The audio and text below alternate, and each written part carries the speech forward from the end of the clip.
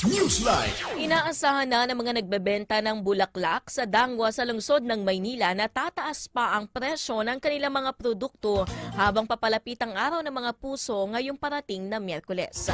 Ayon sa mga tindera, lumulobo talaga ang kanilang puhunan sa pagbili ng mga bulaklak mula sa mga supplier tuwing mayroong selebrasyon tulad ng Valentine's Day. Dagdag pa ng mga tindera na mayroong paggalaw ng presyo ng mga bulaklak sa ngayon, ngunit maliit pa lamang ito kumpara sa pagsapit ng araw mismo ng mga puso. Aabot sa 300 pesos ang presyo ng isang bundle na carnation na may 10 piraso. Arranged roses na naglalaro sa 1,000 piso hanggang 1,300 pesos at 1,000 piso para sa mirasol o sunflower na may 10 piraso.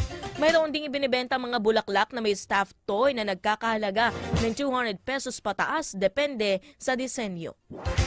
Live TV Radio. Live TV Radio. Live TV Radio.